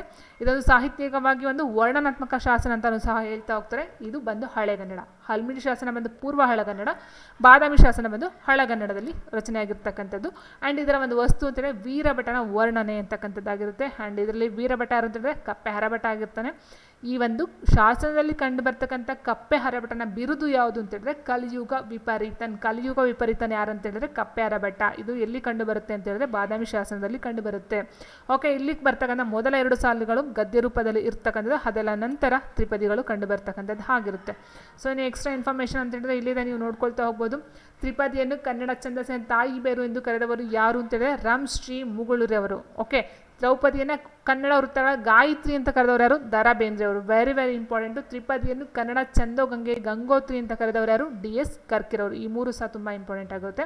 ಆ್ಯಂಡ್ ನೆಕ್ಸ್ಟ್ ಬರ್ತಕ್ಕಂಥದ್ದೇ ತಮಟಗಲ್ಲು ಶಾಸನ. ಇದು ಕ್ರಿಸ್ತಶಕ 500ರಲ್ಲಿ ಕಂಡು ಬರ್ತಕ್ಕಂಥದ್ದು. ದೊರಕಿದ್ದಂಥ ಒಂದು ಪ್ಲೇಸ್ ಅಂತ ಹೇಳಿದರೆ ಚಿತ್ರದುರ್ಗ ತಾಲೂಕಿನ ತಮಟಗಲ್ಲು ಗ್ರಾಮದಲ್ಲಿ ಅಂತ ನೋಡ್ತಾ ಹೋಗೋಣ. ಆ್ಯಂಡ್ ನೆಕ್ಸ್ಟ್ ಇದು ಸಹ ಅಷ್ಟೇ ಪೂರ್ವ ಹಳೆಗನ್ನಡದಲ್ಲಿ ರಚಿತವಾಗಿರ್ತಕ್ಕಂಥ ಇದೊಂದು ವೀರಗಲ್ಲು ಶಾಸನ ಆಗಿರ್ತಕ್ಕಂಥದ್ದು. ವೀರಗಲ್ಲು ವೆರಿ ಇಂಪಾರ್ಟೆಂಟ್. ತಮಟಗಲ್ಲು ಶಾಸನ ಬಂದು ಇದೊಂದು ವೀರಗಲ್ಲು ಶಾಸನ ಆಗಿರುತ್ತೆ. ತಮಟಗಲ್ಲು ಶಾಸನ ವರ್ಣಿತ ವೀರ ಯಾರು ಅಂತಂದರೆ ಗುಣಮಧುರಾಂಕ. ಇದರ ಒಂದು ವೈಶಿಷ್ಟ್ಯ ಅಂತಂದರೆ ಪ್ರಾಸಯುಕ್ತ ರಚನೆ, ಪ್ರಾಸಗಳಲ್ಲಿ ಕಂಡು ಬರ್ತಕ್ಕಂಥದ್ದು. ಆ್ಯಂಡ್ ನೆಕ್ಸ್ಟ್ ಆರಂಭದಲ್ಲಿ ಬಳಸಲಾದ ವೃತ್ತ ಅಂತ ಹೇಳಿದ್ರೆ ಬಿಣಮಣಿ ಅಂತು ಬೋಗಿ ಅಂತಕ್ಕಂಥ ಒಂದು ವೃತ್ತ ಕಂಡು ಬರುತ್ತೆ. ಆ್ಯಂಡ್ ಇಲ್ಲಿ ಪ್ರಭಾವವಿರುವ ಭಾಷೆ ಅಂತ ಹೇಳಿದ್ರೆ ಸಂಸ್ಕೃತ. ಪೂರ್ವ ಹಳೆಗನ್ನಡ ಜೊತೆಗೆ ಸಂಸ್ಕೃತ ಸಹ ಕಂಡು ಬರ್ತಕ್ಕಂಥದ್ದು ಆಗಿರುತ್ತೆ. ಇನ್ನು ಶ್ರವಣಬೆಳಗೊಳ ಶಾಸನ ಬರುತ್ತೆ.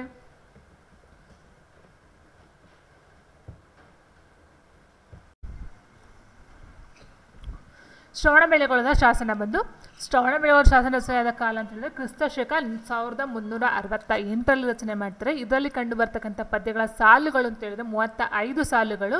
ಆ್ಯಂಡ್ ಇದನ್ನು ಹೊರಡಿಸಿದಂಥ ರಾಜ ಅಂತ ಹೇಳಿದ್ರೆ ವಿಜಯನಗರದ ಬುಕ್ಕರಾಯರವರು ಶ್ರವಣಬೆಳಗೊಳದ ಶಾಸನವನ್ನು ಹೊರಡಿಸ್ತಕ್ಕಂಥದ್ದು, ಕೆತ್ತನೆಯನ್ನು ಮಾಡಿಸ್ತಕ್ಕಂಥದ್ದು ಆಗಿರುತ್ತೆ.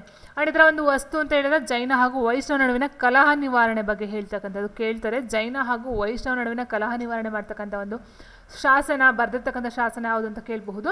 ಆ್ಯಂಡ್ ನೆಕ್ಸ್ಟು ಇದು ಹೇಳಿದಾಗೆ ಬುಕ್ಕರಾಯರವರು ಮಾಡಿರ್ತಕ್ಕಂಥ ಒಂದು ಶಾಸನ ಆಗಿರುತ್ತೆ. ಆ್ಯಂಡ್ ನೆಕ್ಸ್ಟ್ ಇದು ಜೈನ ಹಾಗೂ ವೈಷ್ಣವರ ಬಗ್ಗೆ ಇರ್ತಕ್ಕಂಥ ಒಂದು ಧಾರ್ಮಿಕ ಹಕ್ಕುಗಳ ಬಗ್ಗೆ ಹೇಳ್ತಕ್ಕಂಥ ಒಂದು ವಿಷಯ ಆಗಿರುತ್ತೆ. ಆ್ಯಂಡ್ ನೆಕ್ಸ್ಟ್ ಬಂದು ಉಭಯ ಧರ್ಮದವರ ಸಂಘದ ನಾಯಕ ಅಂತ ಹೇಳಿದ್ರೆ ಬುಸುವಿ ಶೆಟ್ಟಿ ಗಂಗಾಧರಂ ಶಾಸನದಲ್ಲಿ ಕಂಡು ಬರ್ತಕ್ಕಂಥದ್ದಾಗಿರುತ್ತೆ. ಶಾಸನ ರಚಿತ ಕವಿ ಅಂತಂದರೆ ಪಂಪನ ತಮ್ಮ ಜಿನವಲ್ಲಭ. ಇದು ಬಂದು ಶಾಸನ ವಸ್ತು ಬಂದು ಜಿನವಲ್ಲಭನ ಪ್ರಶಸ್ತಿ ಶಾಸನ. Very important. ಶ್ರವಣಬೆಳಗೊಳ ಶಾಸನ ಬಂದು ಇದೊಂದು ಪ್ರಶಸ್ತಿ ಶಾಸನವಾಗಿರುತ್ತೆ. ಇಲ್ಲಿ ಬರ್ತಕ್ಕಂಥ ವಿಗ್ರಹಗಳಂತ ಹೇಳಿದರೆ ವೃಷಭನಾಥನ ಮಹಾವೀರನ ವಿಗ್ರಹಗಳು ಕಂಡು ಬರುತ್ತೆ ಈ ಒಂದು ಶಾಸನದಲ್ಲಿ. ಇವನಿಗೆ ಇದ್ದಂಥ ಒಂದು ಬಿರುದು ಅಂತ ಹೇಳಿದ್ರೆ ಜಿನವಲ್ಲಭ ಏನು ಕೆತ್ತನೆ ಮಾಡಿಸಿರ್ತಾನೋ ಈ ಒಂದು ಶಾಸನವನ್ನು, ಇವನಿಗೆ ಇದ್ದಂಥ ಬಿರುದು ಅಂತ ಹೇಳಿದ್ರೆ ವಾಗ್ವಧೂವರ ವಲ್ಲಭ ಅಂತಕ್ಕಂಥ ಒಂದು ಬಿರುದನ್ನು ಜಿನವಲ್ಲಭನ ಹೊಂದಿರತಕ್ಕಂಥದ್ದು ಆಗಿರುತ್ತೆ. ನೆಕ್ಸ್ಟ್ ಗಂಗಾಧರಂ ಶಾಸನ ಅಂತ ನೋಡ್ತಾ ಹೋದಾಗ ಇದು ಬಂದು ತೆಲುಗು ಸಾಹಿತ್ಯದ ಪ್ರಪ್ರಥಮ ಕಂದ ಪದ್ಯ ಕಂಡು ಬರ್ತಕ್ಕಂಥ ಒಂದು ಶಾಸನ ಗಂಗಾಧರಂ ಶಾಸನ ಆಗಿರ್ತಕ್ಕಂಥದ್ದು. ಪಂಪನ ಜೀವನದ ಮೇಲೆ ಬೆಳಕು ಚೆಲ್ಲುವ ಶಾಸನ ಇದಾಗಿರುತ್ತೆ. ಆ್ಯಂಡ್ ಗಂಗಾಧರಂ ಶಾಸನ ಇನ್ನೊಂದು ಹೆಸರು ಅಂತ ಹೇಳಿದ್ರೆ ಕುರ್ಕ್ಯಾಲ ಶಾಸನ. ಆಲ್ರೆಡಿ ಇದು ಒಂದು ಕ್ವಶನ್ ರೈಸ್ ಆಗಿತ್ತು, ಪಂಪನ ಬಗ್ಗೆ ಹೇಳ್ತಕ್ಕಂಥದ್ದು ಕುರ್ಕ್ಯಾಲ ಶಾಸನ ಅಂತ. ಸೊ ಕುರ್ಕ್ಯಾಲ ಶಾಸನ ಅಥವಾ ಗಂಗಾಧರಂ ಶಾಸನ ಎರಡೂ ಸಹ ಒಂದೇ ಆಗಿರ್ತಕ್ಕಂಥದ್ದು ಆಗಿರುತ್ತೆ. ಇದನ್ನು ಮೊಟ್ಟ ಮೊದಲು ಓದ್ದವರು ಯಾರು ಅಂತ ಹೇಳಿದ್ರೆ ಎನ್ ವೆಂಕಟರಮಣಯ್ಯನವರು. ಆ್ಯಂಡ್ ನೆಕ್ಸ್ಟ್ ಬಂದು ಗದ್ಯ ಪದ್ಯಾತ್ಮಕ ಏಕೈಕ ಶಾಸನ ಅಂತ ಹೇಳಿದ್ರೆ ಗಂಗಾಧರಂ ಶಾಸನ ಆಗಿರುತ್ತೆ. ಪದ್ಯ ಮತ್ತು ಗದ್ಯ ಎರಡರಲ್ಲೂ ಸಹ ಇರ್ತಕ್ಕಂಥ ಒಂದು ಶಾಸನ ಆಗಿರುತ್ತೆ. ಸೊ ಇಲ್ಲಿ ಬರ್ತಕ್ಕಂಥ ಗಂಗಾಧರಂ ಗ್ರಾಮದ ಶಾಸನವಿರುವ ಸ್ಥಳ ಅಂತ ಹೇಳಿದ್ರೆ ವೃಷಭಗಿರಿಯಲ್ಲಿ ಕಂಡು ಬರ್ತಕ್ಕಂಥದ್ದು ಈ ಒಂದು ಗಂಗಾಧರಂ ಶಾಸನ ಆಗಿರುತ್ತೆ. ಇದರಲ್ಲಿ ಬರ್ತಕ್ಕಂಥ ಪ್ರಮುಖವಾಗಿ ನಿರ್ಮಿಸ್ತಿರ್ತಕ್ಕಂಥ ರೂವಾರಿ ಅಂದರೆ ಎರೆಯಮ್ಮನವ್ರದ್ದು. ಆ್ಯಂಡ್ ನೆಕ್ಸ್ಟ್ ಇಲ್ಲಿ ಬರ್ತಕ್ಕಂಥ ಭಾಷೆಗಳಂತ ಹೇಳಿದ್ರೆ ಗಂಗಾಧರಂ ಶಾಸನ ಅಂತಕ್ಕಂಥದ್ದು ಯಾವ ಒಂದು ಭಾಷೆಯಲ್ಲಿ ರಚಿತವಾಗಿದೆ ಅಂತ ಹೇಳಿದ್ರೆ ಕನ್ನಡ, ಸಂಸ್ಕೃತ, ತೆಲುಗು 3 ಸಹ ಕಂಡು ಬರ್ತಕ್ಕಂಥದ್ದಾಗಿರುತ್ತೆ. ಗಂಗಾಧರಂ ಶಾಸನ ಅಂತಕ್ಕಂಥದ್ದು ಒಂದು ಪಟ್ಟಿ ಶಾಸನ. Very important. ಪಟ್ಟಿ ಶಾಸನವಾಗಿರ್ತಕ್ಕಂಥದ್ದು. ಈ ಒಂದು ಶಾಸನ ದೊರೆತಕ್ಕಂಥ ಒಂದು ಸ್ಥಳ ಅಂತ ಹೇಳಿದ್ರೆ ಸೊ ಗಂಗಾಧರಂ ಗ್ರಾಮ ಇರ್ತಕ್ಕಂಥ ಇದು ಬಂದು ವೃಷಭಗಿರಿ. ಆದರೆ ಈ ಒಂದು ಗಂಗಾಧರಂ ಗ್ರಾಮ ಅಂತ ಕಂಡು ಬರ್ತಕ್ಕಂಥ ಆಂಧ್ರ ಪ್ರದೇಶದ ಕರೀಂನಗರ ಜಿಲ್ಲೆಯ ಗಂಗಾಧರಂ ಅಂತಕ್ಕಂಥ ಒಂದು ಪ್ರದೇಶ ಆಗಿರುತ್ತೆ. ಆ್ಯಂಡ್ ನೆಕ್ಸ್ಟು ಶಾಸನ ರಚನೆಯಾದ ಕಾಲ 10ನೇ ಶತಮಾನ.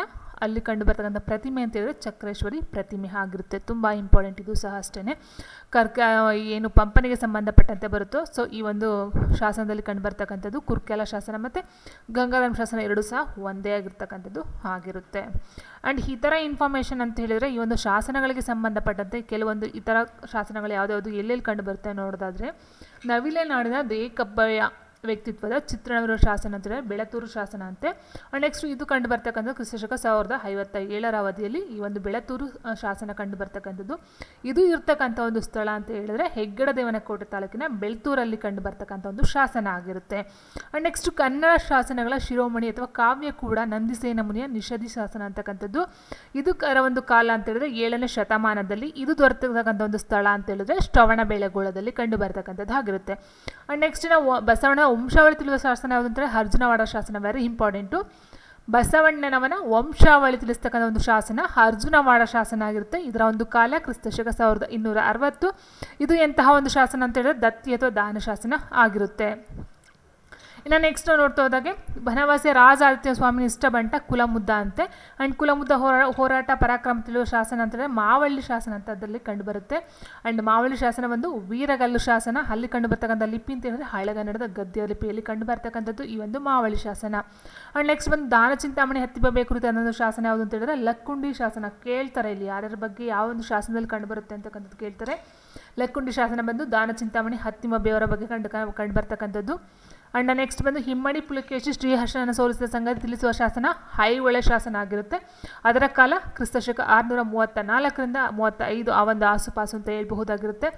ಐಹೊಳೆ ಶಾಸನದಲ್ಲಿ ಕಂಡು ಬರ್ತಕ್ಕಂಥ ಒಂದು ಭಾಷೆ ಅಂತ ಹೇಳಿದ್ರೆ ಹಳೆಗನ್ನಡ ಮತ್ತು ಸಂಸ್ಕೃತ ಆಗಿರುತ್ತೆ. ಆ್ಯಂಡ್ ಇದು ಸಹ ಇರ್ತಕ್ಕಂಥದ್ದು ಮೇಗುತಿ ದೇವಾಲಯದಲ್ಲಿ ಕಂಡು ಬರುತ್ತಂತೆ ಈ ಒಂದು ಐಹೊಳೆ ಅಂತಕ್ಕಂಥ ಶಾಸನ ಅಂತಕ್ಕಂಥದ್ದು. ಆ್ಯಂಡ್ ನೆಕ್ಸ್ಟ್ ಬಂದು ನಾಯಿಗಾಗಿ ವೀರ ಸ್ಮಾರಕವನ್ನು ಇದು ತುಂಬ ವೆರಿ ಇಂಪಾರ್ಟೆಂಟು. ನಾಯಿಗಾಗಿ ವೀರ ಸ್ಮಾರಕವನ್ನೇ ಹಾಕಿರುವ ಏಕೈಕ ಶಾಸನ ಅಂತ ಹೇಳಿದ್ರೆ ಆತಕೂರು ಶಾಸನ. ಇದರ ಒಂದು ಕಾಲ ಕ್ರಿಸ್ತಶಕ 873ರಲ್ಲಿ ಕಂಡು ಬರ್ತಕ್ಕಂಥದ್ದು.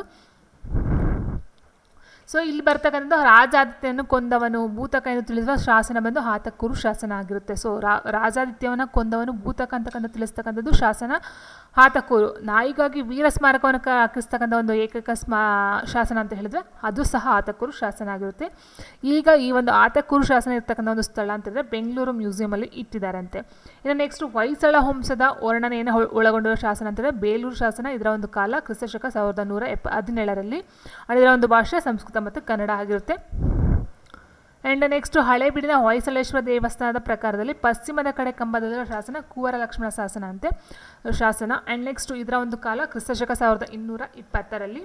ಕರ್ನಾಟಕದ ಪ್ರಪ್ರಥಮ ಸಂಸ್ಕೃತ ಶಾಸನ ಯಾವುದು? ಸೊ ಕನ್ನಡ ಸಂಸ್ಕೃತ ನೋಡಿದ್ವಿ, ಹಲ್ಮಿಡಿ ಶಾಸನ, ಕನ್ನಡ ಶಾಸನ ಹಲ್ಮಿಡಿ ಶಾಸನ. ಅದೇ ರೀತಿ ಸಂಸ್ಕೃತ ಶಾಸನ ಯಾವುದು ಅಂತಂದರೆ ಚಂದ್ರವಳ್ಳಿ ಶಾಸನ, ವೆರಿ ಇಂಪಾರ್ಟೆಂಟ್. ಇದು ಸಹ ಇದನ್ನು ಹೊರಡಿಸಿದವರು ಕದಂಬ ಮಯೂರವರ್ಮನು ಇದು ಒಂದು ಇದು ಮಾಡ್ತಕ್ಕಂಥದ್ದು. ಆ್ಯಂಡ್ ನೆಕ್ಸ್ಟ್ ಇದರ ಕಾಲ ಕ್ರಿಸ್ತಶಕ 345 ಆಗಿರುತ್ತೆ. ಇದರ ಒಂದು ಲಿಪಿ ಬ್ರಾಹ್ಮಿ ಲಿಪಿ ಮತ್ತು ಸಂಸ್ಕೃತ. ಆ್ಯಂಡ್ ನೆಕ್ಸ್ಟ್ ಬಂದು ಚಂದ್ರವಳ್ಳಿ ಶಾಸನ ವಸ್ತು ಬಂದು ಕೆರೆಯ ದುರಸ್ತಿ ಮತ್ತು ವನದ ನಿರ್ಮಾಣದ ಬಗ್ಗೆ ಹೇಳಿರ್ತಕ್ಕಂಥದ್ದಾಗಿರುತ್ತೆ. ಕದಂಬರ ಮೂಲವನ್ನು ತಿಳಿಸ್ತಕ್ಕಂಥದ್ದು ತಾಳಗುಂದ ಶಾಸನ. ತಾಳಗುಂದ ಶಾಸನ ಇದೊಂದು ಸ್ತಂಭ ಶಾಸನ ಅಂತೆ. ಸೊ ಇದು ತುಂಬ ಇಂಪಾರ್ಟೆಂಟು. ಸ್ತಂಭ ಶಾಸನ ತಾಳಗುಂದ ಶಾಸನ ಬಂದು ಇದು ಕದಂಬರ ಮೂಲವನ್ನು ತಿಳಿಸ್ತಕ್ಕಂಥ ಒಂದು ಶಾಸನ ಆಗಿರುತ್ತೆ. ಇದರ ಕಾಲ ಕ್ರಿಸ್ತಶಕ 450 ಆಗಿರುತ್ತೆ. ಆ್ಯಂಡ್ ನೆಕ್ಸ್ಟ್ ಬಂದು ಸಂಸ್ಕೃತದಲ್ಲಿ ತಾಳಗುಂದ ರಚಿಸಿದ ಕವಿ ಯಾರು ಅಂತ ಹೇಳಿದ್ರೆ ಕುಬ್ಜ ಅಂತಕ್ಕಂಥದ್ದಾಗಿರುತ್ತೆ. ಈ ಒಂದು ವಿಷಯ ವಸ್ತು ಏನಿರುತ್ತೆ ತಾಳಗುಂದದ ಒಂದು ಶಾಸನದಲ್ಲಿ ಅಂತ ಹೇಳಿದ್ರೆ ಕದಂಬರ ವಂಶದ ವರ್ಣನೆ. ಆಲ್ರೆಡಿ ಹೇಳಿದರೆ ಕದಂಬರ ಮೂಲವನ್ನು ತಿಳಿಸ್ತಕ್ಕಂಥದ್ದು ಈ ಒಂದು ತಾಳಗುಂದ ಶಾಸನ ಆಗಿರ್ತಕ್ಕಂಥದ್ದು. ಆ್ಯಂಡ್ ನೆಕ್ಸ್ಟ್ ಬಂದು ಐಹೊಳೆ ಶಾಸನ ರಚಿಸಿದ ಮುಮ್ಮಡಿ ಪುಲಕೇಶಿ. ಆಸ್ಥಾನದ ಕವಿ ಯಾರು ಅಂದರೆ ರವಿಕೀರ್ತಿ. ಆ್ಯಂಡ್ ಇಲ್ಲಿ ಇನ್ನೊಂದು ಪಾಯಿಂಟ್ ಏನಂತ ಹೇಳಿದ್ರೆ ಐಹೊಳೆ ಶಾಸನವನ್ನು ರಚನೆ ಮಾಡ್ತಕ್ಕಂಥದ್ದು ಹಿಮ್ಮಡಿ ಪುಲಕೇಶಿ ಆಗಿರ್ತಾನೆ. ಆ್ಯಂಡ್ ನೆಕ್ಸ್ಟ್ ಬಂದು ಉಡುಪಿ ತಾಲೂಕಿನ ವಡ್ಡರ್ಸೆ ಗ್ರಾಮದ ಮಹಾಲಿಂಗೇಶ್ವರ ದೇವಾಲಯದ ಪ್ರಕಾರದಲ್ಲಿ ದೊರೆತ ಶಾಸನ ಯಾವುದು ಅಂತ ಹೇಳಿದ್ರೆ 1ನೇ ಅಲ್ವರ್ಸನ ಶಿಲಾಶಾಸನ ಆಗಿರುತ್ತೆ. ಈ ಒಂದು ವಡ್ಡರ್ಸೆ ಶಾಸನ ಒಂದು ದಾನ ಶಾಸನ ಅಂತಕ್ಕಂಥದ್ದಾಗಿರುತ್ತೆ. ಆ್ಯಂಡ್ ನೆಕ್ಸ್ಟ್ ಇನ್ನು ಅದ್ರ ಬಗ್ಗೆ ನೋಡ್ತಾ ಹೋದರೆ ತುಂಬ ಇದ್ದಾವೆ ಶಾಸನಗಳು. ಮುಮ್ಮಡಿ ಗೋವಿಂದನ ತಾಮ್ರ ಶಾಸನ ಕಂಡುಬರುತ್ತೆ. ನೆಕ್ಸ್ಟ್ ಆಲಂಪುರ ತಾಮ್ರ ಶಾಸನ ಕಂಡುಬರುತ್ತೆ. ಅದಾದ ನಂತರ ಬೆಳ್ಳಣ್ಣು ತಾಮ್ರ ಶಾಸನ ಅಂತಕ್ಕಂಥದ್ದು ಇದೆ. ಬೆಳ್ಮಣ್ಣು ಆದ ನಂತರ ಬರ್ತಕ್ಕಂಥದ್ದು ಮಧ್ಯಪ್ರದೇಶ ಜುರಾ ಗ್ರಾಮದ ಹಳೆಯ ಕೋಟೆಯ ದೊರೆತಂಥ ಶಾಸನ ಬಂದು ಬೆಳ್ಮಣ್ಣು ಶಾಸನ. ಇದು ಬಂದು ಒಂದು ದಾನ ಶಾಸನ ಆಗಿರುತ್ತೆ. ಇಲ್ಲಿ 3ನೇ ಕೃಷ್ಣ ಶಾಸನ ಬಗ್ಗೆ ಕಂಡು ಬರ್ತಕ್ಕಂಥದ್ದಾಗಿರುತ್ತೆ. ಇನ್ನು ನೆಕ್ಸ್ಟ್ ಜುರಾ ಶಾಸನ ಕಂಡು ಬರುತ್ತೆ. ಜುರಾ ಶಾಸನ ಇದೊಂದು ಪ್ರಶಸ್ತಿ ಶಾಸನ ಆಗಿರುತ್ತೆ. ಅದಾದ ನಂತರ ಬರ್ತಕ್ಕಂಥದ್ದು ಜುರಾ ಪ್ರಶಸ್ತಿ ಶಾಸನ ಆಯಿತು. ನೆಕ್ಸ್ಟ್ ಬರ್ತಕ್ಕಂಥದ್ದು ಬಾರಕ್ಕೂರು ಶಾಸನ. ಬಾರಕ್ಕೂರು ಅಂತಕ್ಕಂಥದ್ದು ಕೆತ್ತಿಸಿದ ಶಿಲ್ಪಿ ಕಣ್ಣಪ್ಪ ಅಂತಕ್ಕಂಥದ್ದಾಗಿದೆ. ಸೊ ಬಾರಕ್ಕೂರು ಸಹ ತುಂಬ ಇಂಪಾರ್ಟೆಂಟೇ. ಆಲ್ಮೋಸ್ಟ್ ಎಲ್ಲ ಇಂಪಾರ್ಟೆಂಟ್ ಶಾಸನಗಳು ಅಂತ ಹೇಳ್ತಾ ಹೋದಾಗ ಸೊ ಇಷ್ಟು ಬಂದು ಶಾಸನಕ್ಕೆ ಸಂಬಂಧಪಟ್ಟಂಥ ಕೆಲವೊಂದು ಇನ್ಫಾರ್ಮೇಷನು. ಸೊ ಇದು ಸಾಮಾನ್ಯ ಕನ್ನಡದಲ್ಲಿ ಬರಬಹುದು ಅಥವಾ GK ಪೇಪರೆಲ್ಲ ಸಹ ಕೇಳಬಹುದಾಗಿರುತ್ತೆ. ಇಷ್ಟು ಒಂದು ಶಾಸನಕ್ಕೆ ಸಂಬಂಧಪಟ್ಟಂಥ ಕೆಲವೊಂದು ಮಾಹಿತಿಗಳು. ಸೊ ಯಾರು ಕೆತ್ತನೆ ಮಾಡ್ತಾರೆ, ಎಲ್ಲಿ ಕೆತ್ತನೆ ಮಾಡ್ತಾರೆ, ಅದರಲ್ಲಿರ್ತಕ್ಕಂಥ ವಿಷಯಗಳನ್ನು, ಅದರಲ್ಲಿರ್ತಕ್ಕಂಥ ಸಾಲುಗಳೆಷ್ಟು, ಅದು ಯಾವ ಭಾಷೆಯಲ್ಲಿ ಕೆತ್ತನೆಯಾಗಿದೆ, ಅದೆಂತಹ ಶಾಸನ. ಸೊ ಈ ಥರ ಕ್ವಶನ್ಸ್ಗಳು ರೈಸ್ ಆಗ್ತಾ ಹೋಗುತ್ತೆ. ಸೊ ಆಲ್ಮೋಸ್ಟು ಶಾಸನಕ್ಕೆ ಸಂಬಂಧಪಟ್ಟಂಥ ಕೆಲವೊಂದು ಇನ್ಫಾರ್ಮೇಷನ್ ಇದೆ ಅಂತ ಅಂದ್ಕೊಳ್ತೀನಿ ನನ್ನ ಒಂದು ಇದಕ್ಕೆ. ಸೊ ಇಷ್ಟು ನಿಮಗೆ ಯೂಸ್ ಆಗುತ್ತೆ ಅಂತ ಅಂದ್ಕೊಂಡು ಈ ಒಂದು ವಿಡಿಯೋನ ಮಾಡ್ತಾಯಿದ್ದೀನಿ. ವಿಡಿಯೋ ಇಷ್ಟ ಲೈಕ್ ಮಾಡಿ, ಶೇರ್ ಮಾಡಿ ಆ್ಯಂಡ್ ಕಮೆಂಟ್ ಮಾಡಿ ಅಂತ ಹೇಳಿದ್ರೆ ಥ್ಯಾಂಕ್ ಯು ಫಾರ್ ವಾಚಿಂಗ್.